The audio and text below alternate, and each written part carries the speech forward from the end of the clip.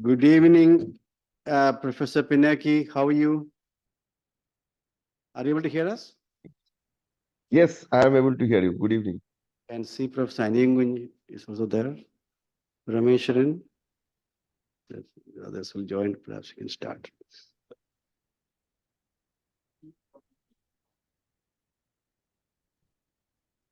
Ranjit.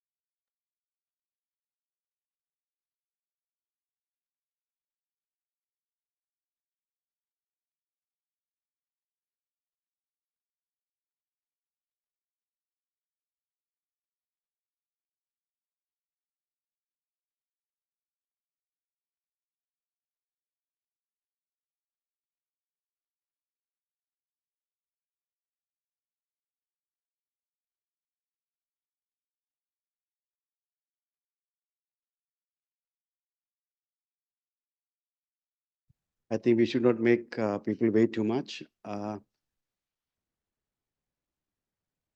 think we'll start. Yeah. Good evening to all. So today, I am very happy that Director and Kiran and Anoop has selected me to introduce my 50-year-long friend. That is that is R. Mohan. I think this is my privilege to invite him for this very important and very context-oriented seminar.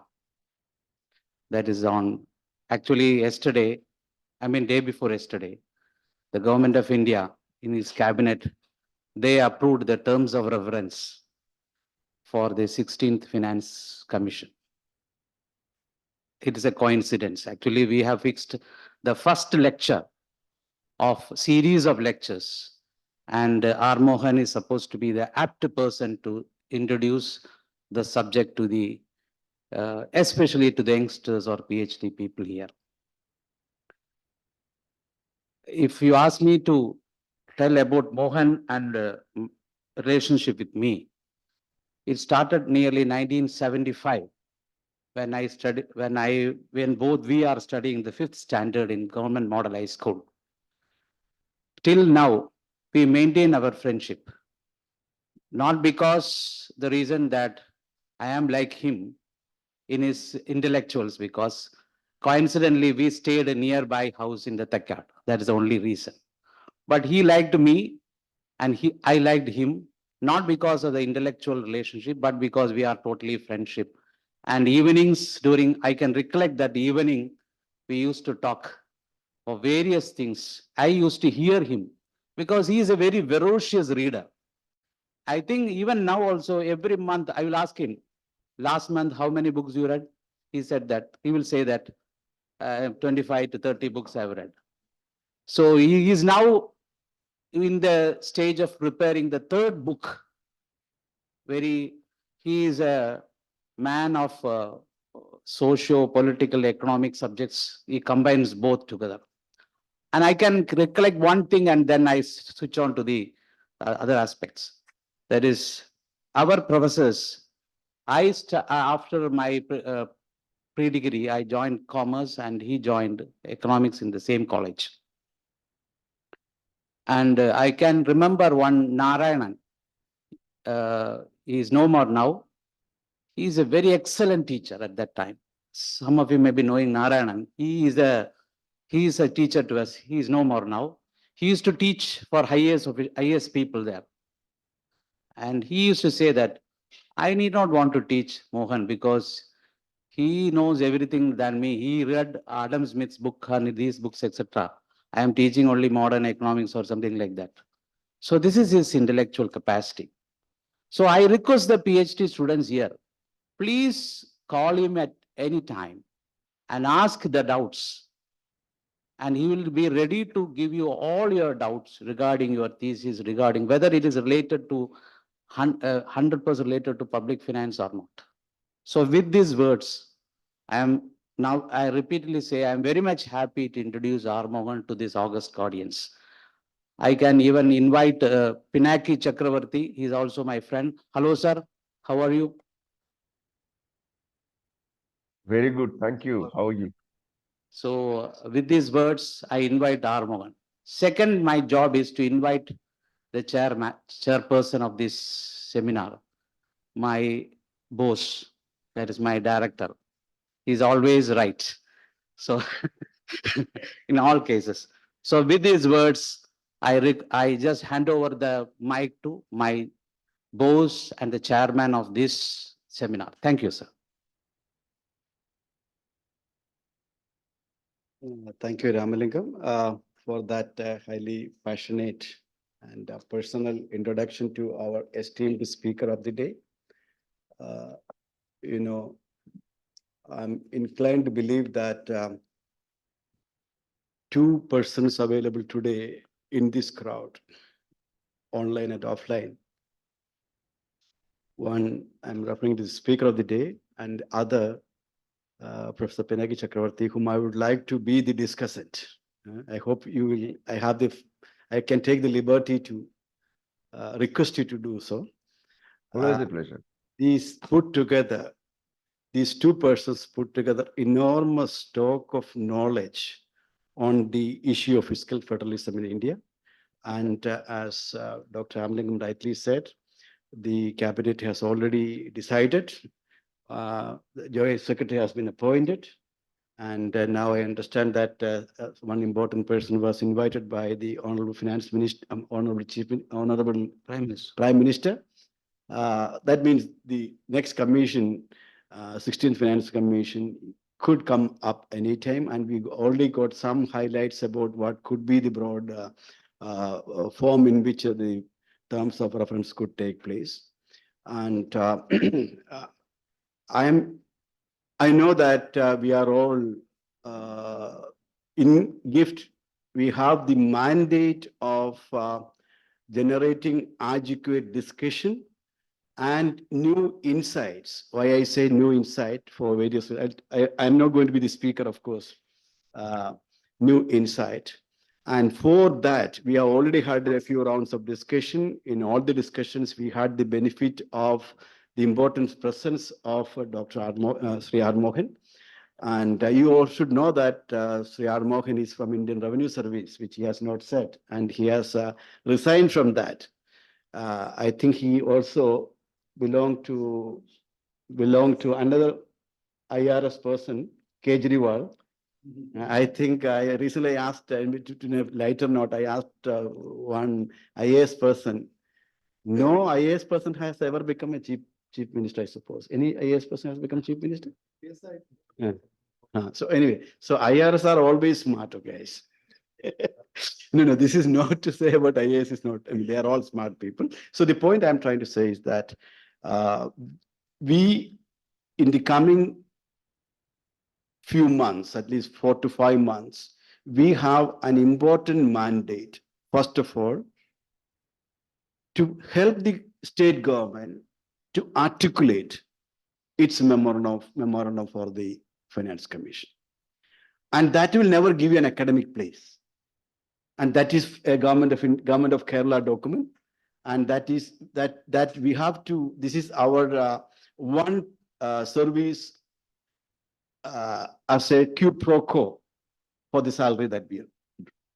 At the same time, we as an institute, yesterday night, Professor Pinaki and we were discussing about the same matter. Of course, some good argumentation. I really enjoyed that, I must say, Pinaki.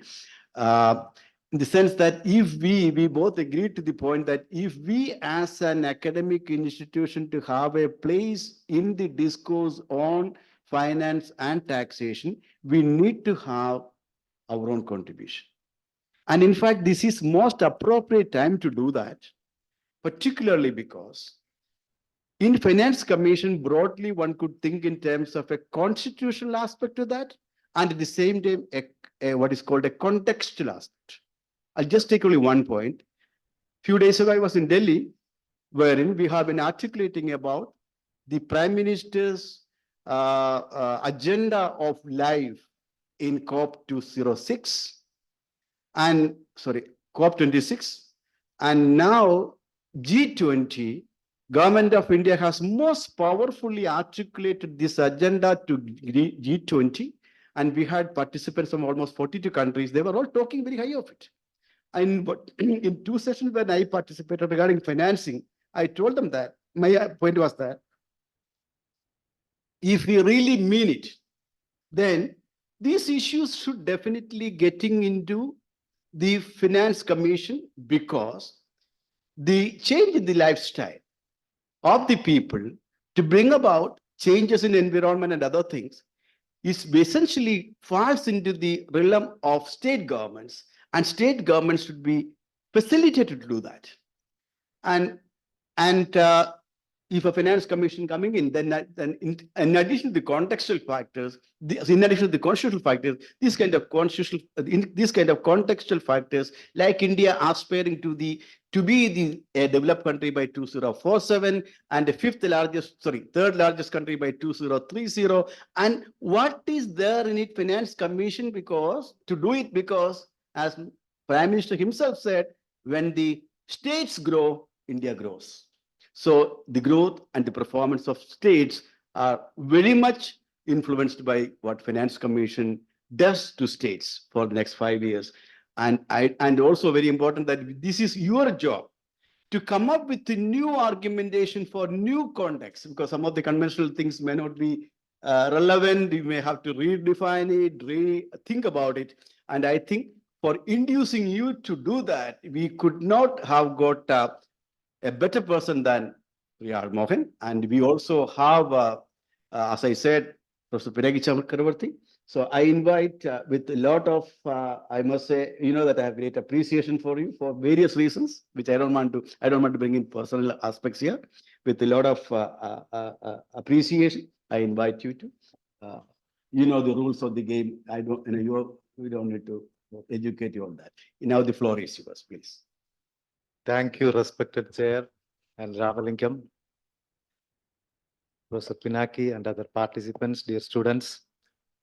Yeah, Ram Kumar, our participants. If bar of expectations is raised high before the start of a seminar, at the end of the rainbow, you'll have disappointment. So do not have that, do not expect much. We will have a discussion. My topic, which I plan to submit before you today, is approaching the 16th Finance Commission. Approaching the 16th Finance Commission. We are not discussing approach of the 16th Finance Commission, which of course we will touch upon. Here, there are problems of fiscal imbalances in public finance literature. You call vertical and horizontal imbalances, hierarchical terms indeed. You call always public finance economists have thought about the governmental system as a pyramidal structure. It is against the concept of Gandhi and articulated by Sriman Narayan in his book, Constitution for a Free India, that in their concept, it's not a pyramidal structure. Its power should be in concentric circles. The area of jurisdiction of some other circles are wider than that of the others. So it is not a hierarchical concept. When you talk about devolution, you introduce a hierarchy. These are oft repeated things which I have been telling off and on in many places. But luckily, Indian constitution does not talk of devolution. The word devolution is absent from the financial provisions of Indian constitution. It talks about distribution. All is well and it does not end well there. It is absolutely a hierarchical pyramidal setup with the down structures getting constricted. I mean, all sorts of problems are there. They are being addressed by the finance commissions. Yesterday, Professor Dr. Ramalingam was asking me, why at all a finance commission if there are no imbalances? I'll just try to answer that and go ahead. This is a very elementary thing, but fiscal imbalances in a federation or a quasi-federation are inevitable result of an economic logic of allotting stabilization, distribution, and allocation among tiers of government, which you all know. Stabilization, meaning macroeconomic stabilization, is the domain of the federation or the union government, as we call in India. That is not delegated to the states even in extreme kinds of federations. If you ask me cabinet mission, I'm not going into that. In extreme kinds of federation also, macroeconomic stability is a union government's job. Nobody disputes. Distribution, that is taxes which have a distributional potential in many federations are a federal subject. In USA, the exemplified example of federation, it is slightly different. States have their taxes.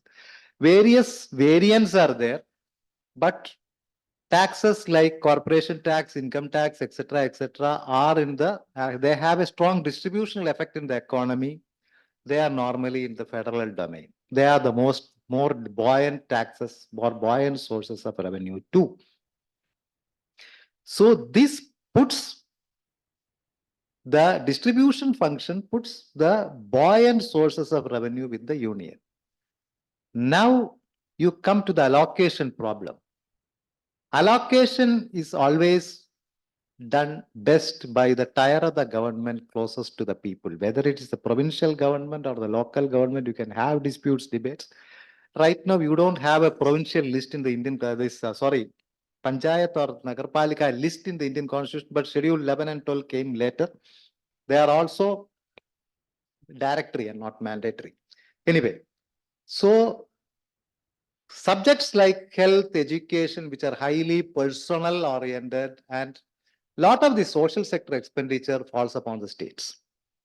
This naturally causes a designed imbalance between the union and the states. It is not an accidental imbalance, but a designed imbalances. Then you need a mechanism to solve it. That is what the Finance Commission is. Even in very strong federations, you do not have a mechanism like our Finance Commission.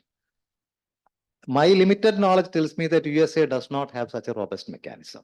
Of course, their federation is much more stronger because they were a come-together federation and we are a held-together federation. We have doubts, we'll discuss later on that. Germany has mechanisms where richer states or richer landers give a portion of their revenue to the poorer landers, higher per capita income landers. If that happens, the Kerala's cry will be very loud. I am not putting into that, but German system is that. Canada has got its own mechanisms. Australia has got its own councils and all. But a strong federal feature in the Indian Constitution is Article 280, which mandates the Constitution of Finance Commission every 5 years or earlier by the President, implying the Union Cabinet. To tell you that this time the Finance Commission's Constitution itself is delayed by 1 year because last Finance Commission gave a recommendation for 6 years. Extraordinary COVID circumstances were there. Amelioration of vertical imbalances and attempting horizontal equalization is the aim of the Finance Commission.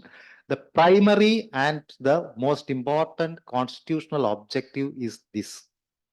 All others are secondary. My submission to you, which many will disagree here, I'm sure, and disagreements are always welcome.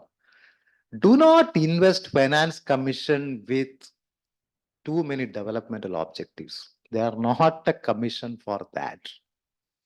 Finance Commission comes into existence to address the vertical fiscal imbalances which are by design, because more buoyant sources of revenue with the federal union and much more social sector and other responsibilities with the state. So the resulting imbalances will have to be ameliorated. Ameliorated means lagu karanam. I mean, it is not even fully equalizing. Full equalization has not taken place. In fact, this is worsened. That's another story. And also, when the states or the provinces differ in their per capita fiscal capacity or fiscal capacity, proxied by per capita GSDP, in India it is, or any other measure, better measure you want to that, there is a horizontal imbalance too. Among the peers, there is an imbalance. Bihar is not Kerala, Kerala is not Telangana, UP is not Uttaranchal, Uttaranchal is not Himachal, and so on. I mean, you can go on with that.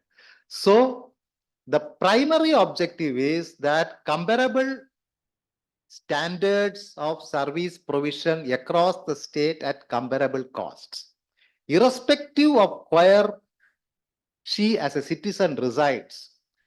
Minimum basic services at comparable cost should be made available and fiscal capacity should be brought up to that level.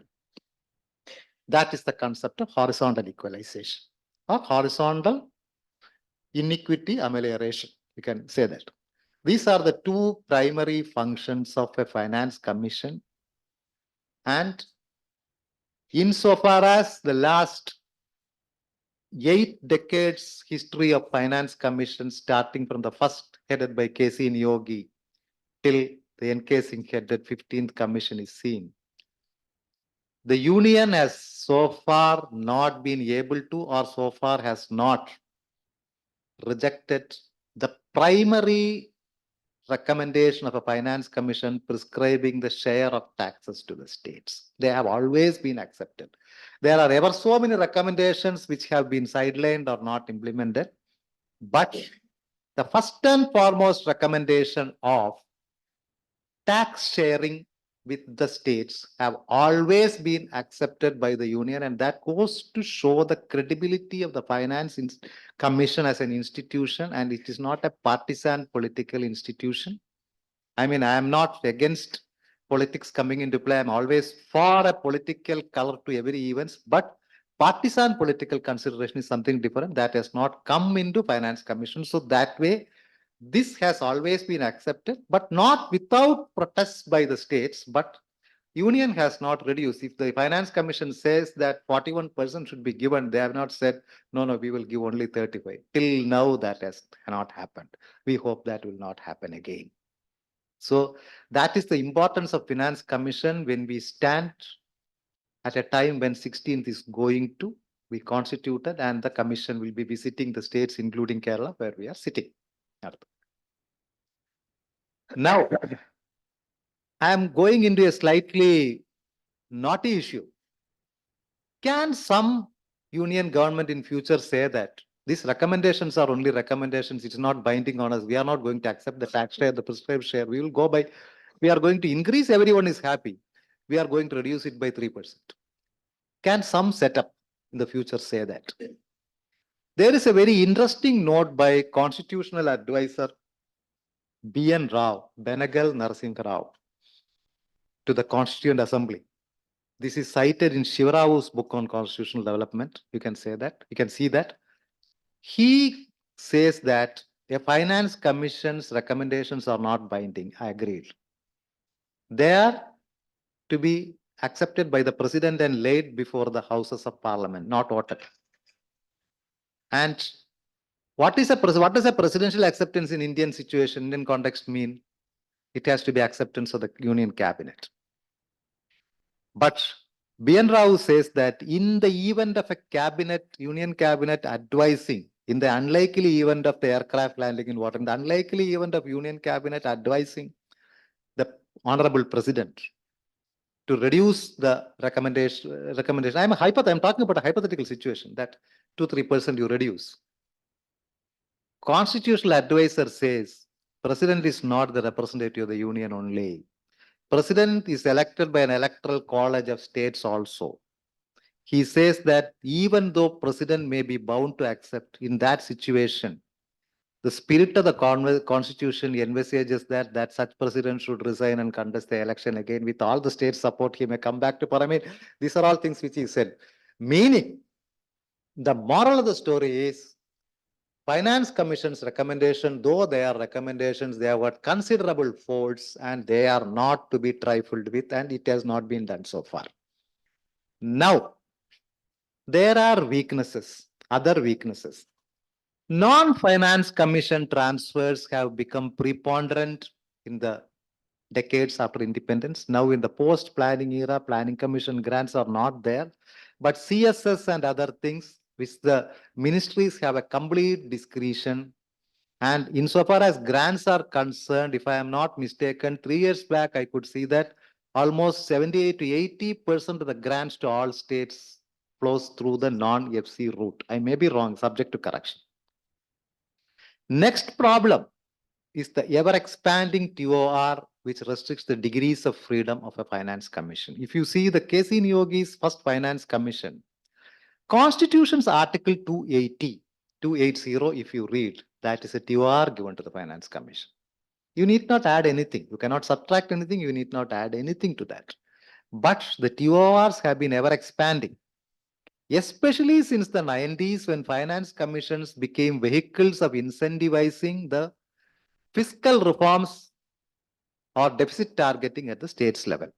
Penalties for not achieving deficit targets, holding back grants by the 11th Finance Commission, ever so many things were there. I'm not going into all the details. So these are all the problems which the independent India's states and union both faced. I mean, it's a cumulative, it's a combined facing of the problem. Expanding terms of TOR, but there's a silver lining in the cloud right now as we see. After I prepared this PowerPoint presentation for this thing, day before yesterday, I didn't update it. I'm too lazy for that. Day before yesterday, I saw in the newspapers, there's a PIB release, which Ramalingam also pointed out to me, that we are going to have a generic TOR for the 16th Commission. That is, the constitutional mandate is not expanded. We will have only that. I do not know whether that is what is going to come. It's the indication we are getting. This was one of the primary demands of the Kerala, that how a TOR should be framed. In the letter by the government of Kerala to the Union Finance Ministry, this was raised as a demand. I mean, no credits claimed for that demand, but this is the best thing that can happen in a federal system or a quasi-federal system where there are so many differences. The more restrictions you introduce, you use this population, you use this, you reduce this, you talk about freebies, you talk about this, you talk about this, the finance commission, the salt loses its savor. Now, if the salt is regaining its savor, well and good. About fiscal reforms, I have talked so far. This is the general scenario. Now, let me come into the topic. Now, the main crux of what I have in mind to tell you is, how do the states approach the finance commission? So far, we have seen how do finance commissions approach the states. How do the states approach the finance commissions? There can be a unity among the states. You can always say that a higher share of net proceeds should be given to the states. States, we do not see any economic logic for a difference. There can be partisan political differences, I mean. So far, so good. But 50% of the net proceeds should be demanded consistently. Some states are demanding. I'm not saying any magic figure. We have a logic for that also, how a vertical balance should be achieved. I mean, not going into the arithmetic of that now. Now, what could be the next area of controversies and conflicts? From 11th FC down, a table from 11th FC down, I am touching only from 11th because prior to 11th, the entire system was different. Weights of the weights of prior to 11th, only personal income tax was mandatorily shareable, right from Government of India Act, Section 138, 139. Only personal income tax was mandatorily shareable, and central excise duty was optionally shareable by an act of parliament, but that was also shared. Customs duty, corporation tax, and all those things remained out of the divisible pool. And this was a standing grievance of all the states. 10th Finance Commission said that all taxes should be brought to the divisible pool. K.C. Pant was the chairman of that commission. Fortunately, that was accepted and the 80th constitutional amendment was brought in. And from 11th onwards, all taxes except surcharges and cesses. Prior to that also, it was not shareable. It was a milestone achievement. All taxes have become shareable. And this is the weights which the finance commissions have accorded. By and large, by and large, 70 to 75% of the weights have been accorded to population and per capita income distance. There are other criteria like tax effort, fiscal discipline, some time back now, that's not there. Index of infrastructure in the 11th. Then you had this forest cover from 14th. Demographic changes in the 15th after a shrill cry by many states. They are all there. But 3/4, in and all about 3/4 is weighed by population and per capita income distance. Largest weight has been for per capita income distance. The 11th FC accorded 62.5% for per capita income distance. It is now at 45% in the 15th FC. And 11th FC, there was a big cry by the southern states led by the then Andhra Chief Minister Chandrababu Naidu, in which Kerala, Tamil Nadu, everyone joined. I mean, later also those cries have been there. Now, what is the implication of this? Population, you cannot avoid in the Finance Commission because provision of services at a comparable cost to citizens irrespective of residence across the country. So population has to be a criterion. Professionally, if you ask an economist or a public finance practitioner what population, it cannot be a vintage population. It has to be the current population. Current population has to be provided services. Population of 2023 or 24. There the trouble starts. In this equity criterion, Union government in TOR brought in an efficiency criterion. Equity tempered with efficiency. Till the 15th Finance Commission, I think it started with the 8th. I'm not very sure. Professor Pinaki can correct me because after the National Population Policy 1977 was implemented, population as a criteria, we use 1971 census. It was frozen at that. Delimitation of parliamentary constituencies have also been frozen. Now that is refrozen. A lot of controversies coming in. So 1971 population was the basis till the 14th. Even in 14th TOR, 1971 population was mandated. But 14th Finance Commission, going by this logic of according weight to current population, even though TOR did not provided a 10% weightage for 2011 population. It's 10 or not, I don't know. Some weightage for 2011 population. After a change, the 15th Finance Commission was mandated that 2011 population only should be used wherever population is used. That was the result of a schism between states, demands raised from the states, and 15th Finance Commission, by according fertility rates and demographic change, accorded a weightage for that. This population of 2011 when we use, or the latest census we use, per capita income also has population in its denominator. It is GSTP divided by population. And that population is not the vintage population. That is the population of the year in which you arrive at the per capita income. If you arrive at 2021, 22, 23, that will be there. It's not even census population. I hope that's how per capita income is computed. So in 62.5% or 45% or on an average, the 50% of Finance Commission's formula, current population enters as the denominator implicitly. If I am not mistaken, even for local governments, the 2011 population only used to enter. And Finance Commission again does an arithmetical exercise of scaling the weights.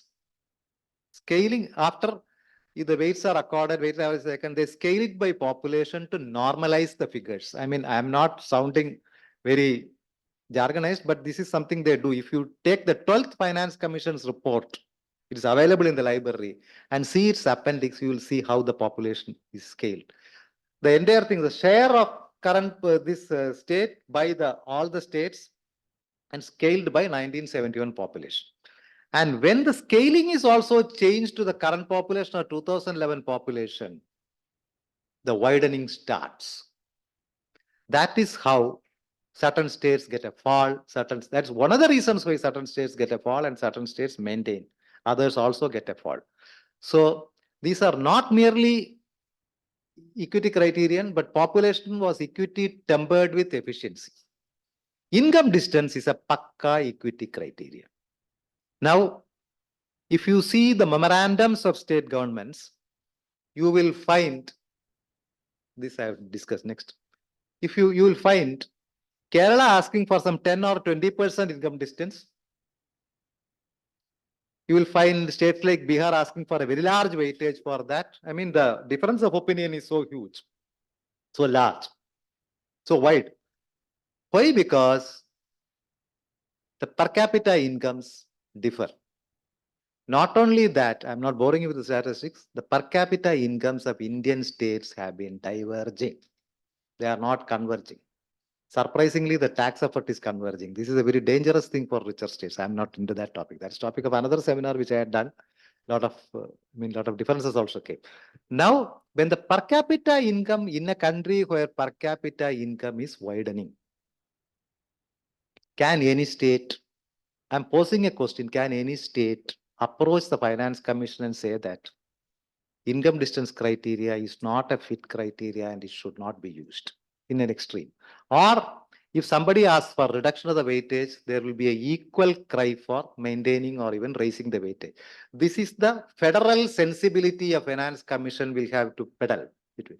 I mean, they have to manage that sensibility.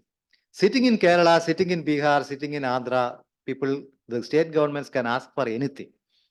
But my plea in this seminar is that if imbalances are not tempered with sensibilities, it takes you nowhere. It takes no state anywhere. I mean, this is the problem. Now, the denominator current population index. So, how do you manage this problem?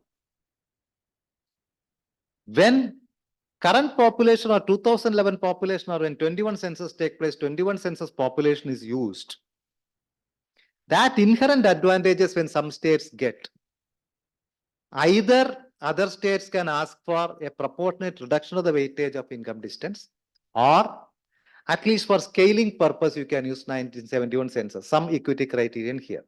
I mean, these are some of the play field maneuvering available to states. I mean, if you look at the angle of Bihar, Uttar Pradesh, and other states, they have a problem. Kerala, this Odisha, Karnataka, they have another kind of a problem. So the Finance Commission's task is a delicate balancing of these sensibilities. So when approaching the Finance Commission, like Kerala did for the 15th Finance Commission, you have to see how the share of all states get affected when you form a criteria.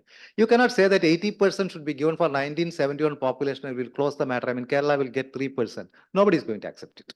Or Tamil Nadu says something, or Bihar says that per capita income, this income distance should be 100%. Nobody is going to accept it. I mean, federal sensibilities will have to be managed. This is the problem. Now, between finance commissions, if shares keep falling, states have a big problem. In Kerala, this is a very sensitive topic of discussion that is going on. There is some consensus, some non-consensus. But can we say that the tax distribution or devolution, as economists call it, is a formula-based thing? If you tinker the formula, one side will go up, one side will come down. You can't tinker beyond a point. I mean, tinkering is little difficult. So sometime back when we were discussing, director was also there. When we asked that aged population should be included in the population, Some states at the edge of the demographic curve, they benefit. I mean, the state of Kerala is one. Now, what will be the competing demand of Madhya Pradesh? They will say the scheduled tribe population should be given. I mean, they are deprived, they are suffering. The last state. I mean, the problems cannot be denied. They have also made progress. You can't say that all the states, some states are inefficient, some are efficient. I mean, everyone makes progress. Some other state can say that young population should be given some weightage because they have to get their schooling, their health is important, they have to catch up. Because we didn't have a benevolent Travancore government or a strong mass movements, left movements, and all those things. So you cannot, the historical advantages have to be balanced, like reservations and all those things. Here also, the same logic can be applied. So, should we try to complicate or put more items into tax distribution formula? This is a question that has to be debated. I have a position in that. I am against it. There are people who are for that. I mean, I am not taking a position openly here, and it's not to exacerbate the tensions, but this is, I have a position, others have also a position. I mean, this is a definite position I have, but because if you complicate the tax distribution formula, some mightier state which can contribute more MPs or which is more politically relevant in the union government's scheme of things, they will get away with some other formula which some other state will be marginalized. So one has to be extremely careful in approaching the Finance Commission for complicating the tax distribution formula. But what do? You have your special problems. Every state has got a special problem. Should we say no to that? No, never. This is for what Article 275 rests in the Constitution. One always prefers tax distribution because you get untied funds which you can manage. I mean, that is how it should be. But when federal sensibilities are to be tackled in a country where per capita incomes are diverging, development questions are which are staring at the states have different, vastly different magnitudes. One has to think of using grants more judiciously and to have a delicate balancing of the federal imbalances. This is my position. You can fiercely contest me. I'm most welcome. Because when princely states were to be integrated in 1947, the trouble was not small. We are sitting in a place which was erstwhile Travancore, where the Maharaja made a broadcast through the radio that we will be independent and we'll go back to the position of 1795 on the midnight of 14th August 1947. At that time, Travancore used to levy income tax, customs duty, salt duty, export duty, all sorts of things. If you see a debate in 1955 in Rajya Sabha, when Panampalli government was out and when budget was presented in the parliament, when during president's rule, these things were debated, how Kerala became resource poor and all. Now the problem is, our problems are not more than those problems. I mean, we had faced much worse situations. Not Kerala, I'm talking, the country has faced much worse situations. But Article 275 is a well thought out provision. It's a temporary provision. I never knew that. V.S. Sendil, who was earlier Additional Chief Secretary to Kerala government, brought this to my attention. I was initially shocked, but it was just like that. Article 275 is envisaged in the Constitution as to be grants should be given to states in need. This is what we call so mistakenly as revenue deficit grants. It doesn't say that a state in need should be deficit in revenue. Even if you have a surplus in revenue, nothing constitutionally stops the Finance Commission in giving a grant to you. But you have to make a deficit, you have to show a larger production of a deficit, projection of a deficit to get Article 275 grants. From the noble ideas of the Constitution or the spirit of the Constitution, where we have gone down the last 7.5 decades is another question. But Parliament has not taken over this power. It is still with the President based on the Finance Commission. Good or bad, you can always debate. I mean, again. So I think when per capita incomes diverge, when special problems are also expanding, aging problem, the undeveloped regions problem, intra-state inequality problem. This is what Maharashtra has been asking, which I think 12th or some early finance commission did not accept. Because if you see Bombay and rest of Maharashtra, they can get a huge this thing already. In Bangalore and rest of Karnataka, I think our GST department has recently done a study, internal study. I'm not quoting that. You will not, as Kerala or Tamil Nadu will not be able to get that much intra-district, intra-state inequality. I mean, each state has got this thing. If you put intra-state inequality in the tax distribution formula, some will have heaven, some will be in hell. Kindly, why I am against it. Now, last but not the least, collection of union taxes from a state. Center is collecting 100 rupees and giving back 28 paisa to X state and giving 137 rupees to Y state. This is an argument that is coming from many, many places. It's not in Kerala, it has come. This argument is not a new one. It's an age-old argument of the four presidency states as early as the late 1940s and 1952.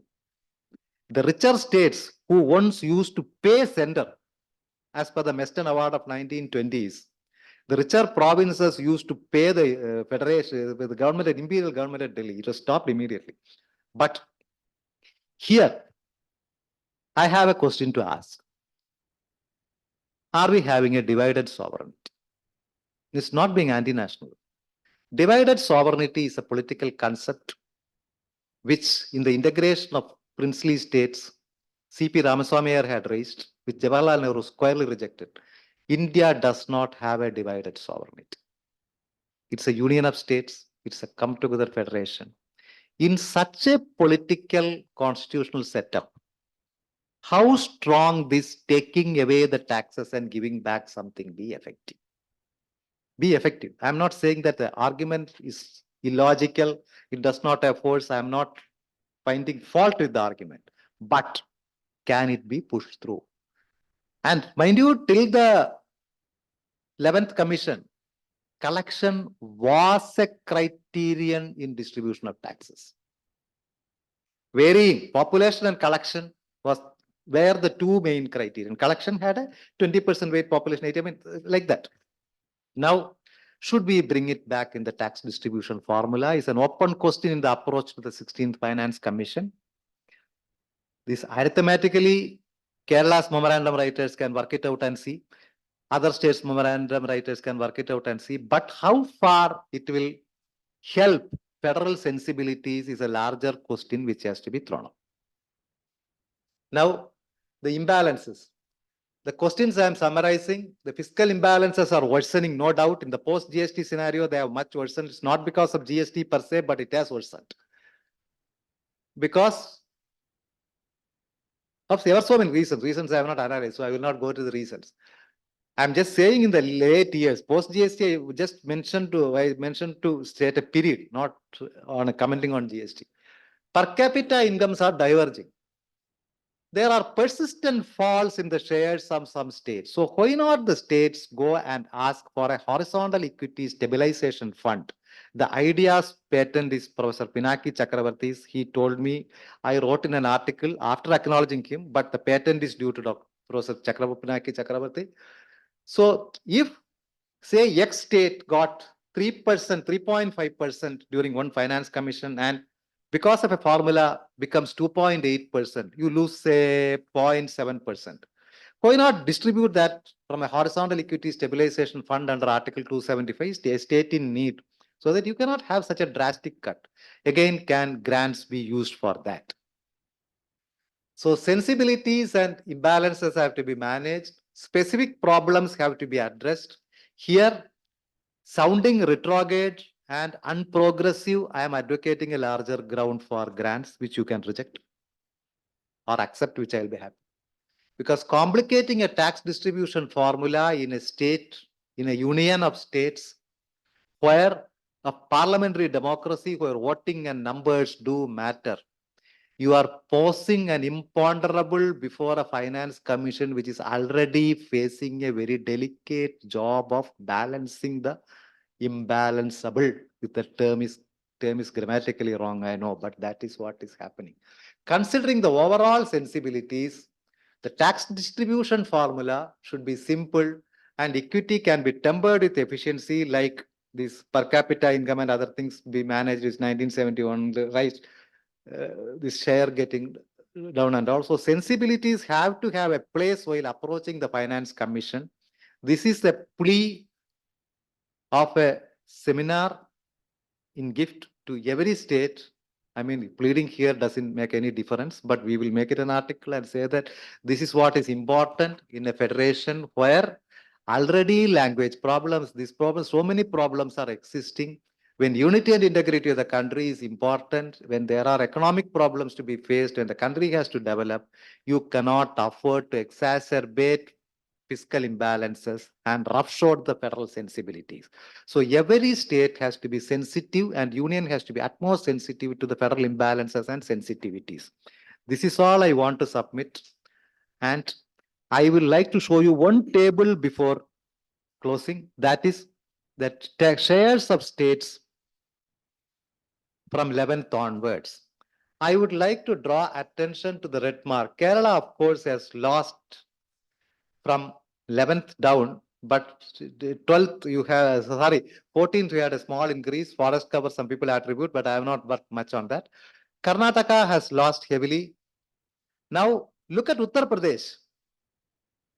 From 13th Finance Commission, UP had 19 point something. Uttar Pradesh had 19.0. How much? 19.79. UP has a fall of 2% from 13 to 14. Now we are saying that some are getting more, some are getting less.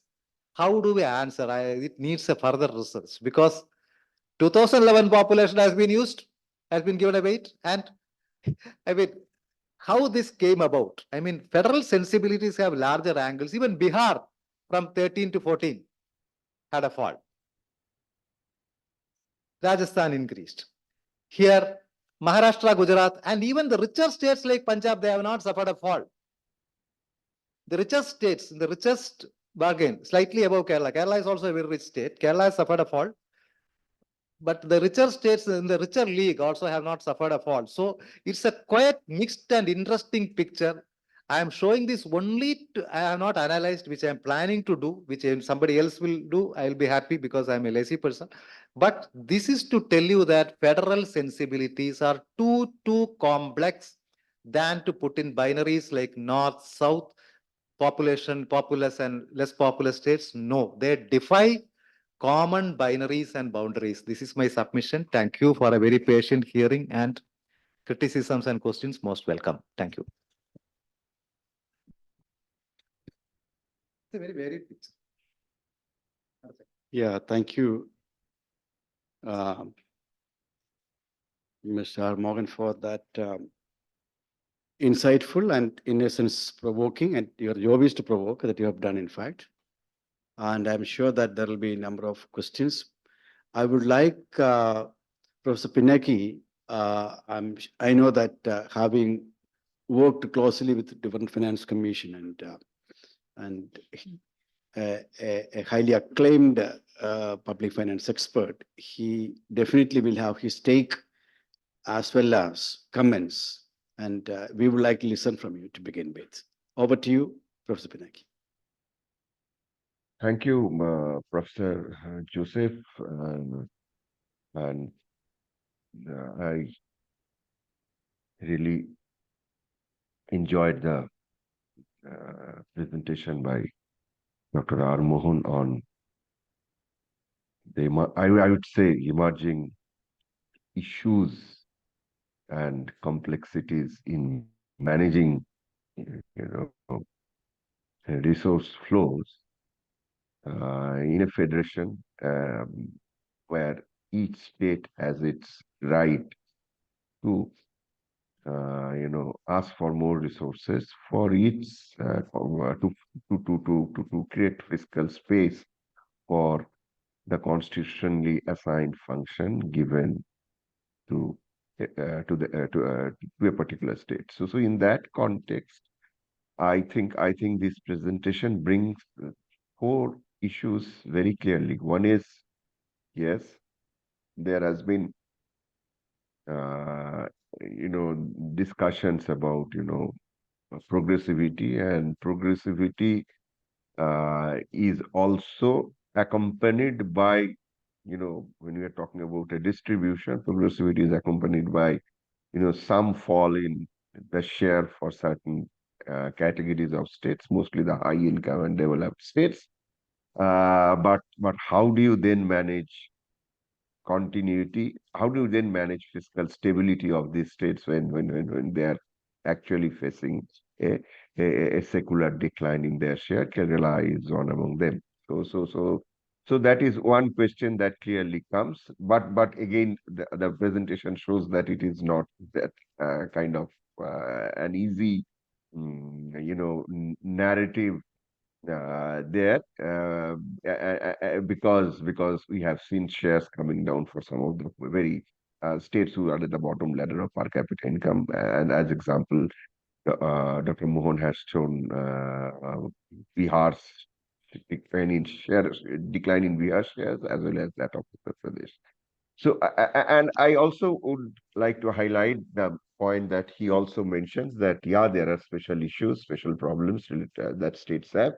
Instead of making the tax devolution formula as complicated and state specific, there should be a generally acceptable formula of tax devolution, which actually try to address, if I may put it, the issue of fiscal capacity of individual states, and if there are specific issues that a particular state is having, so that can be considered, that can be addressed through a mechanism of grants. So you can have a set of grants which can really address some of the concerns that states may have, like the old age population in Kerala, second generation health issues in Kerala, or the kind of issues we have in terms of poverty, migration, etc. In the poorer regions of poorer regions of the world, poorer regions of our country, we can always think of a specific grant mechanism. So there are issues related to coastal areas, urbanization, etc. So there can be there can be many state-specific issues. Now, let me just get to some of the structural constraints. Just to add to what Mohan has said, I think one point that needs to be taken into consideration is the issue of the way transfers happen. So if we take the finance commission transfers, tax devolution is something like covers more than, roughly, if we talk about, take average of the last five commissions from 11, it's around 85%, 80 to 85, roughly 80-85%. So the amount of grant that the finance commission gives is very small. So and if we consider that finance commission's vertical devolution would remain at around 40%, or 41, whatever be the present level of devolution, then increasing the grant kitty would mean that center's fiscal space for intervention through the CSS will have to decline. Otherwise, the fiscal imbalances at the national level for the center will go up. So that's a macro stabilization issue that will have to be considered when the Finance Commission actually starts functioning once it is constituted. So this is one issue. So if we are talking about then grant, I think we need to also think about prioritizing what kind of grant should a state be asking for. So I think the limit of the overall there is a threshold, and that limit actually puts a hard budget constraint when it comes to the optimal distribution between tax devolution and grant. So if the share of tax devolution is coming down, and if the grant mechanism is going up, without changing the resource constraint, without changing the overall resource envelope that is available for transfer to the states. In that case, we have to consider the issue of fiscal autonomy, because tax devolution is completely condition free, so it's an unconditional transfer. Second is utilization of finance commission grants then become, because these grants generally don't come as unconditional grants. So if we are saying that we are going to give grants for old age population, in that case, what approach finance commission should take to give an old age grant for old aging population? So is it conditional or is it a block grant? So that kind of issues would become very important.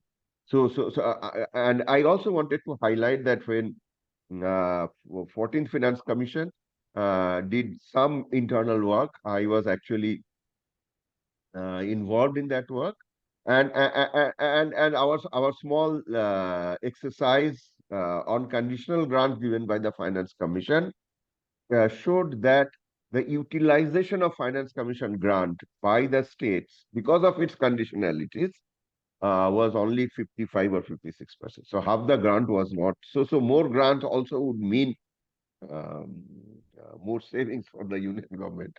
So I think when we are talking about grants, I think for a state like Kerala, or for that matter, the states whose share has come down, should actually be able to explicitly mention what should be the design of that grant. So just don't leave that open. That is one.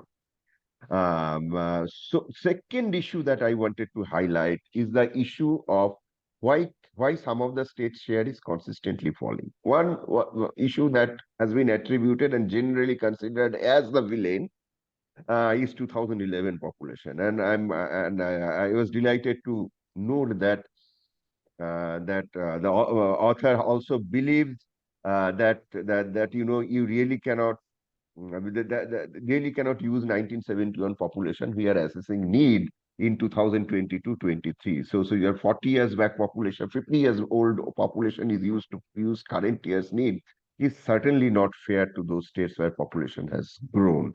So this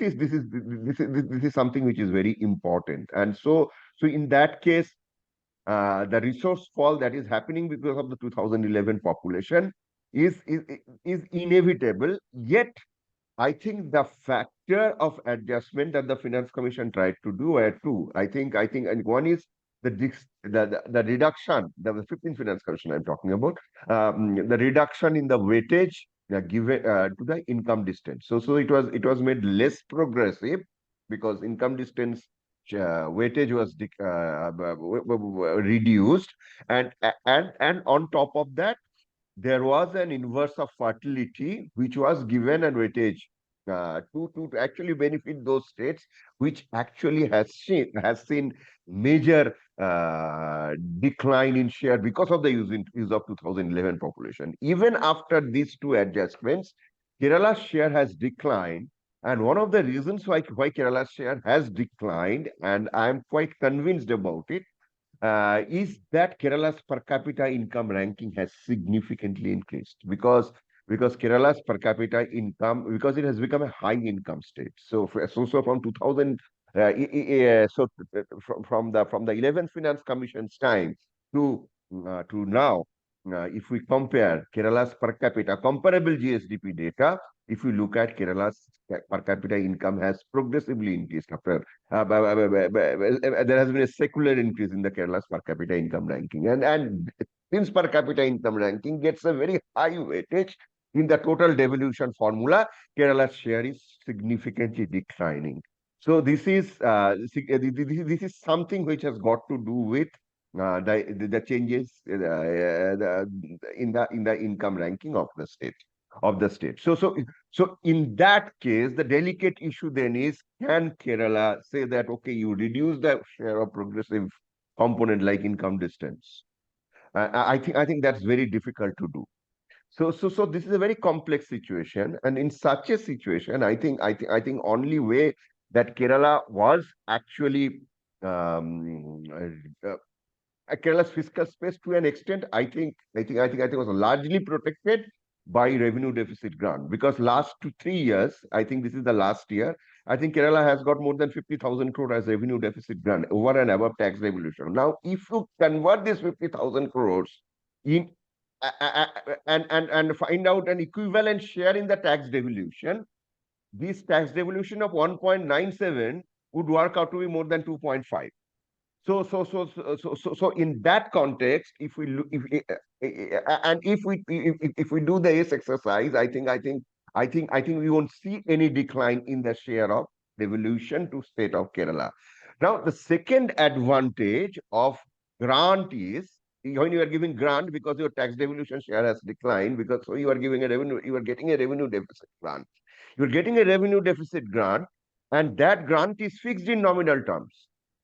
So if it is 19,000 crore in a year, you get 19,000 crore.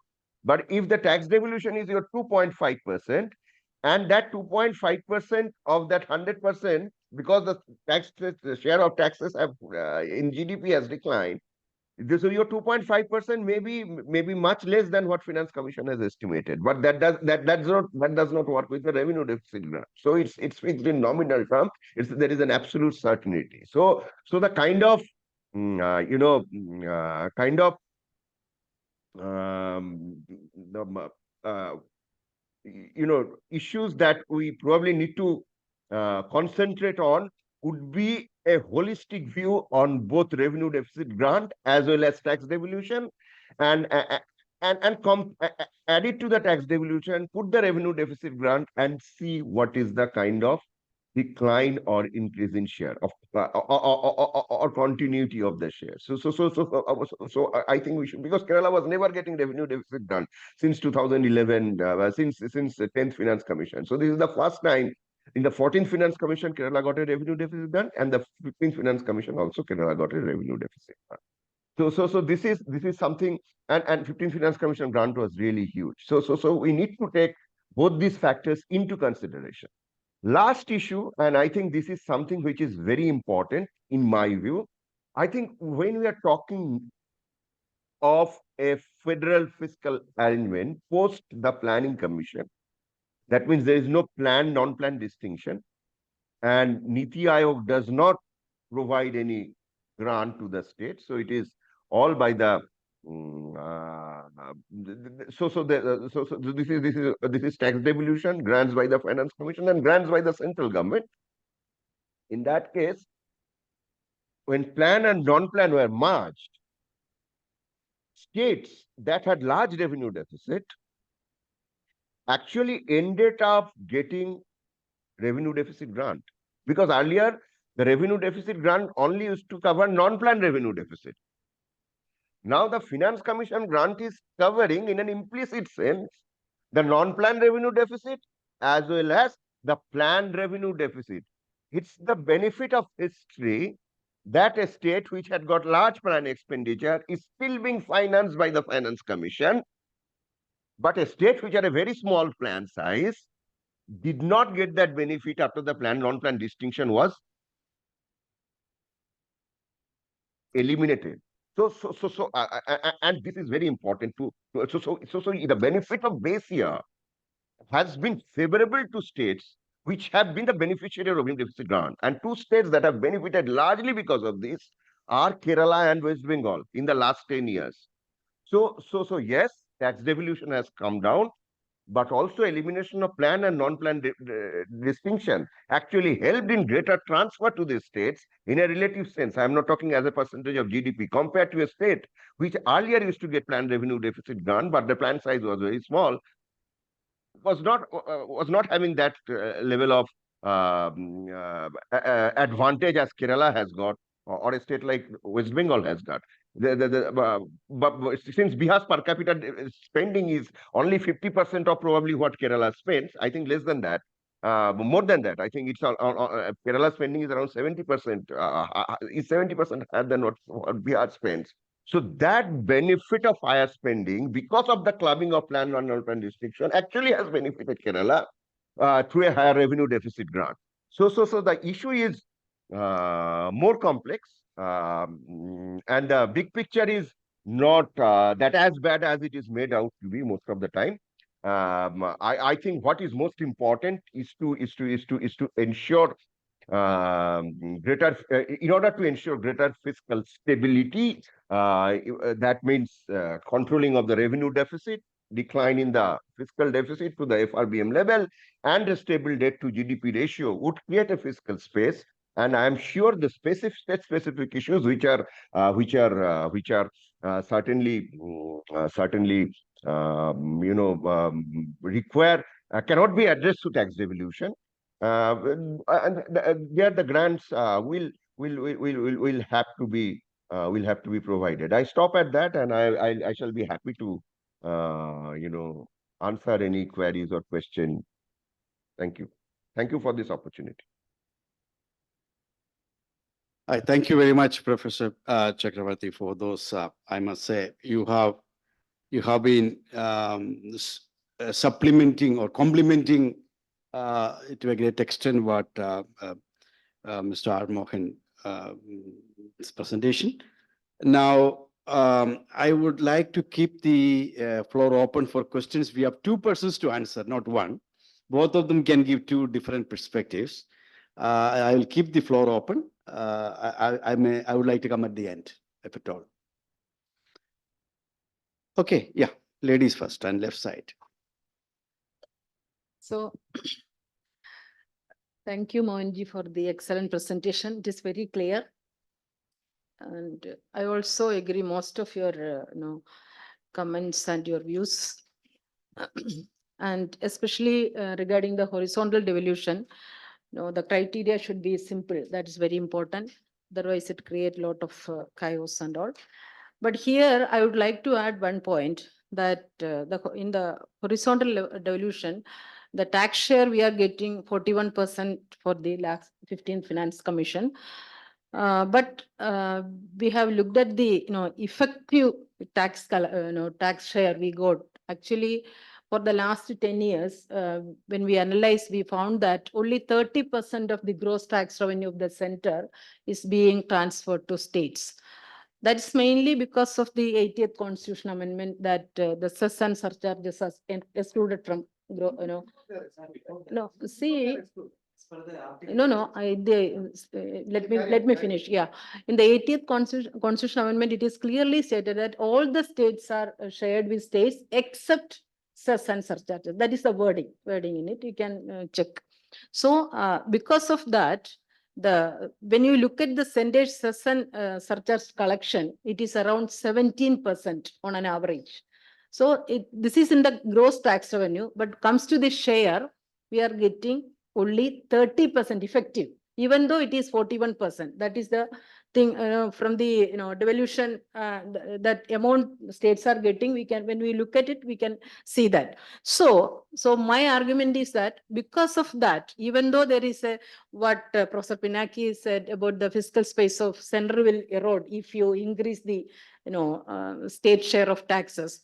But my argument is that because of this erosion, states should get 50% of the tax share. That's an argument from the point of view of tax, states. We have to get at least 50% of the tax share. That's one argument. And another thing regarding this grants in aid, actually the grants in aid, when you look at 41% from tax share and only 9 to 10% only we are getting as grants in aid. Total divisible pool 50%, around 50%.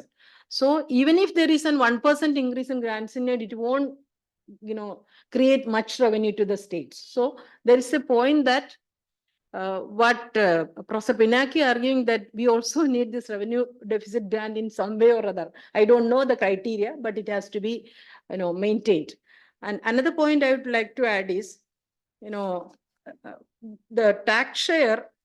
The decline in tax share of the states is mainly because of the inverse per capita income criteria we are using. Increase in per capita income of the rich state. That may be one of the reasons. But along with, there is an adding reason that the area criteria, especially states like Kerala, we have only a limited area. That the weightage of this area criteria increased from 5 to 10%. That also added our decline. That is the one another point I would like to add. And I would also like to extend this here.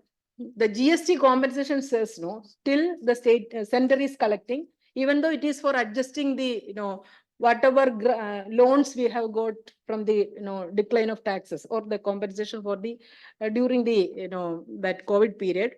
And now itself center is collecting that for adjusting the loans. But the 16th Finance Commission should consider that also. Some portion should be shared with states. No, after meeting their requirement, the remaining amount still there it is not stopped. That is why it can be considered for transferring to states. That is a state can be demand for that also. I think these are the points I would like. One second, ഞാൻ പറഞ്ഞോട്ടെ. You- Just these a few clarifications will be in order because I am not wanting to answer Anita in that way because I do agree with the whole lot of things she has expressed. One clarification to start with is, what was the pre-80th Constitution Amendment situation? It's Article 270 which mandated the distribution of a prescribed share of a tax to the states. Prescribed share being recommended by the Finance Commission, accepted by the President. I'm not going into that. Pre-80th Constitution 2000 situation was that the personal income tax excluding union emoluments was mandatorily shared with the states. There also surcharges and cesses were not shared. No, they were not shared. The basic tax only was shared, and that was not to form part of the Consolidated Fund of India. 80th Constitutional Amendment enlarged this mandatory sharing of personal income tax to all taxes collected by the union. Surcharges and cesses, as usual, remained outside. Now, memorandums of various state governments have always demanded that surcharges and cesses should be temporary measure. If they exist more than 1 year, they should be merged with the basic rate. We are being deprived and all sorts of things. Now, the point she has raised is that though 41% of net proceeds, underlying net proceeds, we are only getting 30% of GTR. Now, this is a point which I think Kerala had taken up, many states had taken up with the FCs, that the gap between the net proceeds and the GTR are widening. What is net proceeds? Net proceeds is the basis on which you get a prescribed share. Net proceeds is GTR minus surcharges and cesses net of cost of collection. Cost of collection of union government is not very high. It's around 1% or less than that even. It's lesser than the states, I mean that way. You can have an argument why their cost of collection should be passed on to the same, and that's a different story. Now, as the surcharges and cesses go up, this will come down. But this is not the result of 80th Constitution Amendment. This is one clarification which I would like to say. Now, area and all these things she has said. Now, regarding GST compensation, I have a doubt. I posit to Professor Pinaki also. Loans, because of the paucity of funds in the cess kitty, loans were taken, and principal and repayment and interest are both repaid by the union, if I am not mistaken. So, can Finance Commission look into that and say it should be shared with the states or to Professor Pinaki? Because I think it's not possible.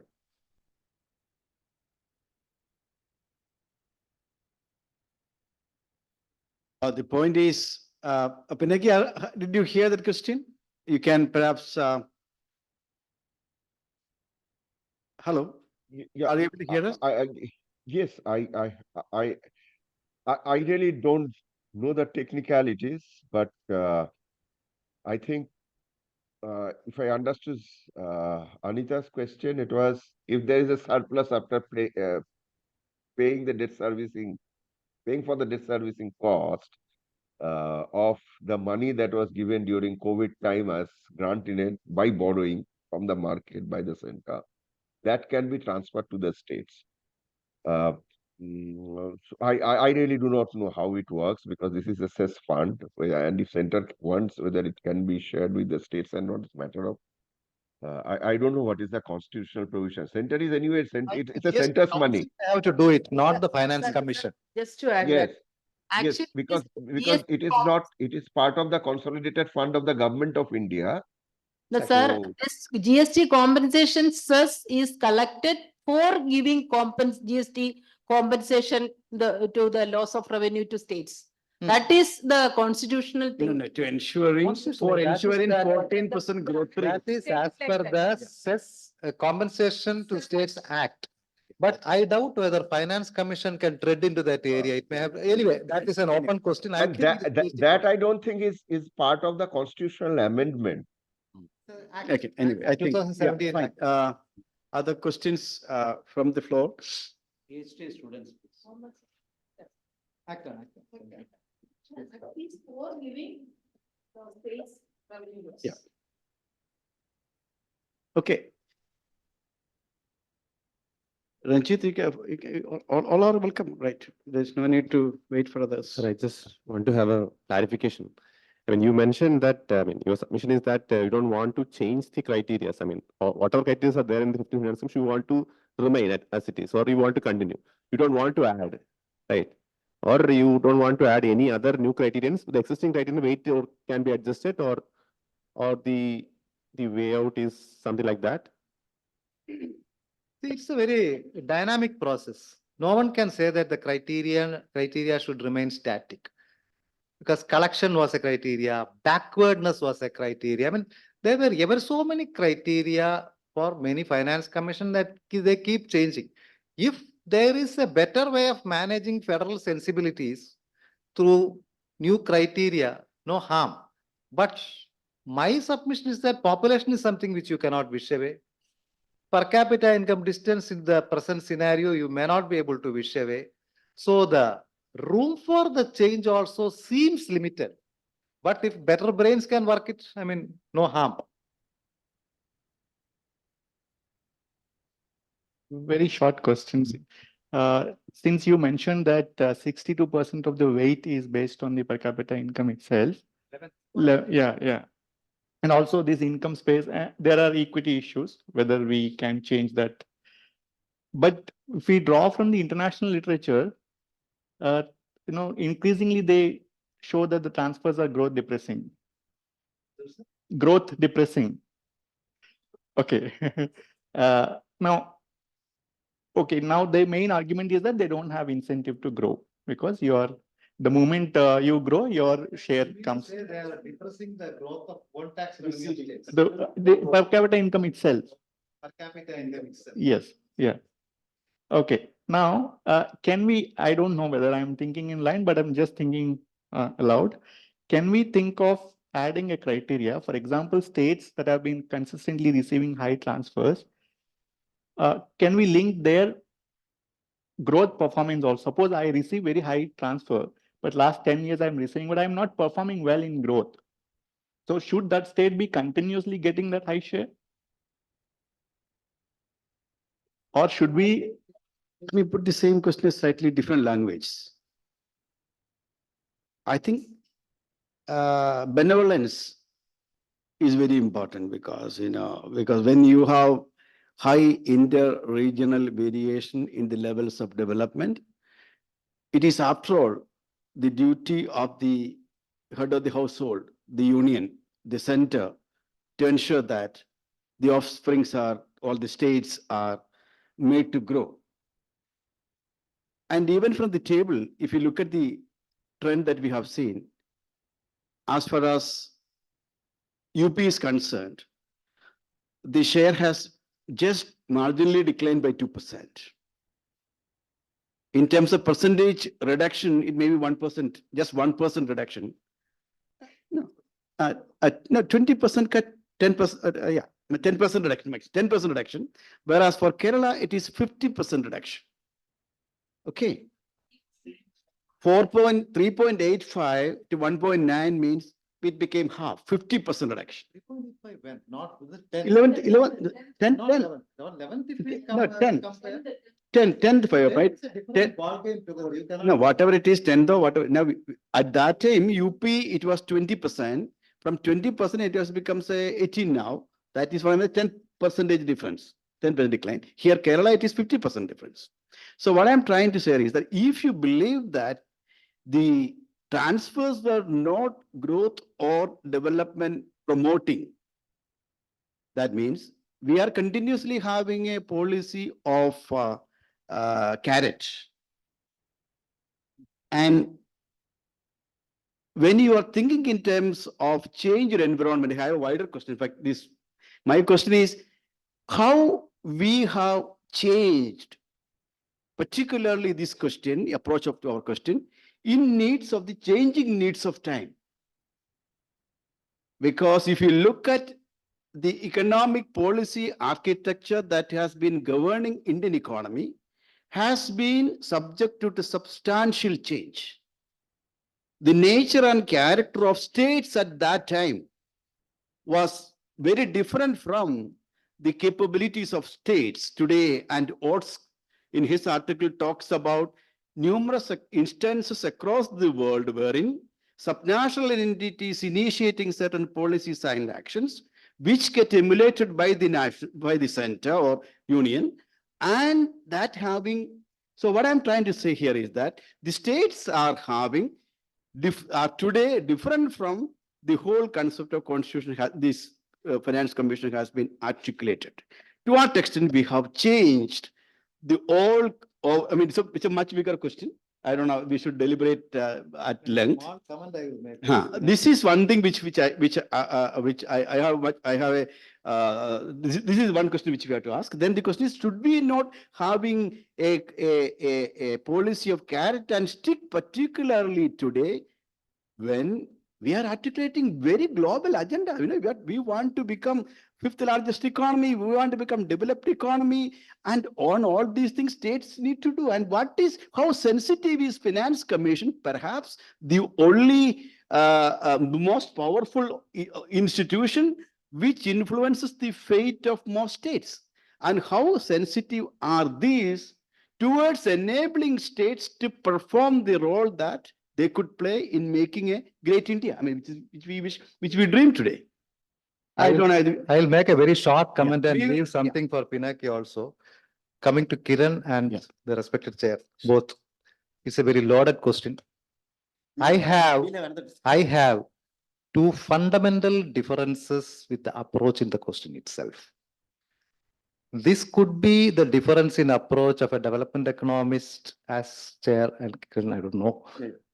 And that of a student of a federal polity, which I am.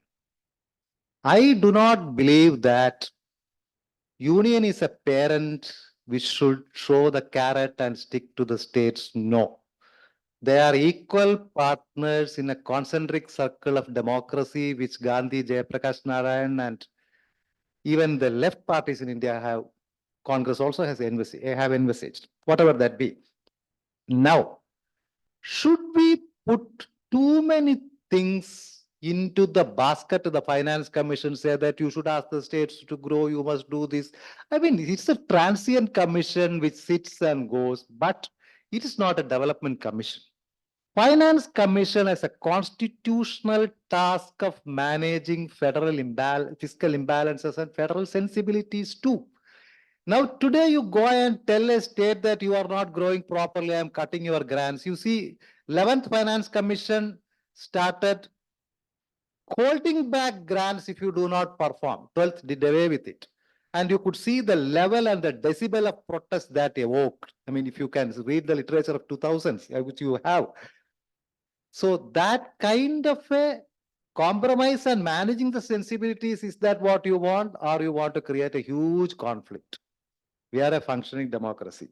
Now, this growth depressing, what happened in the Indian scenario, I have not frankly seen. I will do more work on that, but we cannot give Finance Commission more strings to tie the state. I will ask Professor Pinaki sir also to respond, because this is my short comment.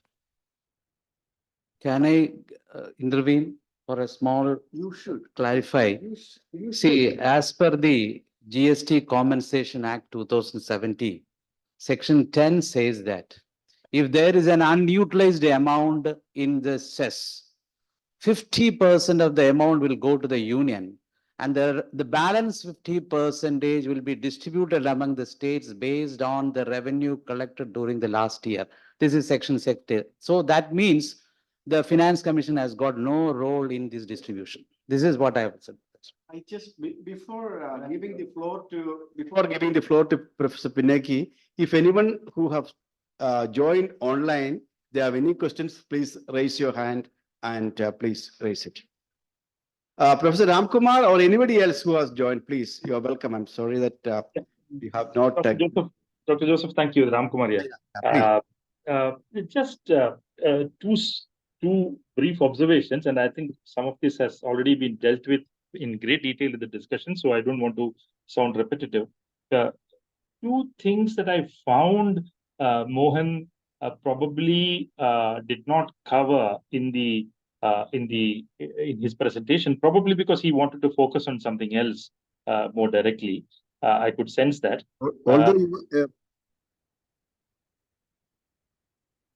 Sorry, Dr. Joseph, I'm unable to hear you.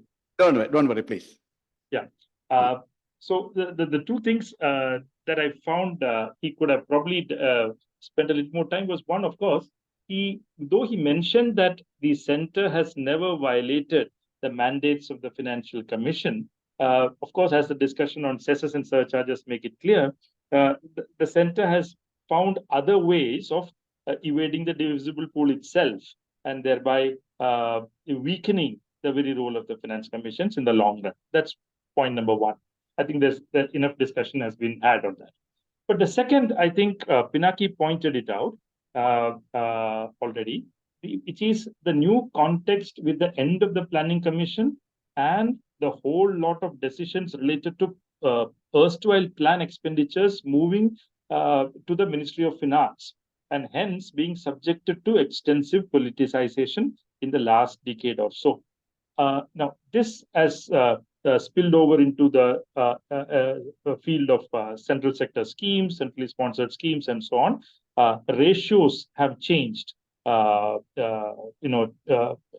states have to dish out a higher share of the central sector schemes, the decisions on how much to transfer under these schemes are subjected to arbitrary considerations and so on. So there is enormous weakening of fiscal federalism that has happened outside the arena that we are talking about, which probably he could have taken into consideration in his presentation. But that directly takes me to my question, which is that in this new context, and Dr. Pinaki was mentioning it quite correctly, the correction mechanism that was sought partly was that of revenue deficit grants, of which Kerala has been a very royal recipient in the last few years, and that has helped the state in the years that it has received it. And he's also right in saying that if you add these revenue deficit grants, 1.9% of the total transfers might go up and cross the 2% mark. But the problem there, in my view, is that whether those grants will remain in the next finance commission grant or not is not clear. So there is enormous uncertainty there that the correction is ad hoc, temporary, and there is no clarity at all on whether those grants will continue in the period of the successive finance commission or not. That is a huge problem of uncertainty, which weakens the argument that, if you add the two, it goes to 2.5, though it may be empirically true for a particular period. So what to do with that, how to reduce that uncertainty is something that the new FC will have to worry about. That's number one. That's my first question. My second question is, both Mohan and others can completely decide to ignore it, but it's something that I want to take off from what Dr. Joseph said as the changing context, both of the economy and otherwise, which is that in the new context where the new census is used, per capita income distributions have changed, inequalities across states have changed enormously, increased enormously, and so on. What is the principle of justice that should be followed in horizontal devolution? Now, on what theoretical basis or conceptual basis should that principle of justice be based on? I'm not reducing this principle of justice to some criteria. That is different. Criteria are for operationalizing that principle of justice. But what is that principle of justice that the criteria are supposed to operationalize? That discussion, I think, must be there in this forum. Thank you very much. Thank you, Professor Ramkumar. There will be a quick response to what I mean. This is just an opening of a series of dialogues, and in the coming dialogues, we'll be devoting at least 3 hours. So I think you will get a quick answer now. I will see. I am not for a big response because this presentation was confined to how a Finance Commission should be approached managing the federal sensibilities. Now, the first point Professor Ramkumar raised, I mean, it's a very valid point. I had made a statement that if there is a straight rejection of the recommendation or a straight cut, what will be the constitutional consequences? Now, Ramkumar is pointing out, I mean, it's empirically proven fact. What cannot be done straight across the table is being done by sleight of hand, no doubt. I mean, surcharges and cesses are rising as a proportion. But I am not center's advocate or union's advocate. I happen to hear Nirmala Sitharaman's speech and also certain other speeches. I mean, I have a fundamental difference there too. I will tell that. What they are saying is that we are not appropriating the surcharges and cesses, but we are spending it for centrally sponsored schemes and other national development schemes. Here I have a fundamental problem. Why should the union enter the state's domain and spend on state subjects with rigid criteria fixed from New Delhi? Why can't those funds be transferred or added to the divisible pool? I mean, these are two things that have to be decided. Now, one thing is you can decide to add the surcharges and cesses to the basic taxes or bring a constitutional amendment that surcharges and cesses persisting for more than 1 year or 6 months or whatever, if they have served the emergency purpose and still remaining as part of the system, can be made part of the divisible pool. But the creature, the Finance Commission in this situation can only bark and cannot bite because it is a call which the union government has to take whether to amend the constitution or not. Now, the changing context and principle of justice, I think I have more than said, in the context of divergence of per capita incomes, we cannot wish away with the distance criterion. This is my considered opinion, but other states are trying to bring in intrastate inequality and other things, which I do not know whether it will work. But we cannot say that a criterion should be efficiency tempered and the basic requirements cannot be taken. I don't know whether I have answered or. No, thank you very much. I think we have another meeting outside. People are waiting, I suppose. It's 5 o'clock. But Professor Pinaki, would you like to take a few minutes? I think it will be injustice to you if I don't give you few minutes. Okay. Thank you so much for this opportunity. First of all, I wanted to speak about cess and surcharges. Cess and surcharges, and I mentioned not very explicitly, but in my initial comments after the presentation by Dr. Mohan, that if cess and surcharges are not part of the divisible pool and center is using it to finance the CSS, most of them are used to finance CSS. So it's about reforming the way we finance CSS. So if we imagine a situation that we have a 42% tax devolution where there is no difference between gross and net, that means the cess and surcharges are 0. We still cannot then expect that 60% of it financing should come from the center. Then we'll have a fiscal deficit which will be 15% of GDP, which will create macroeconomic instability.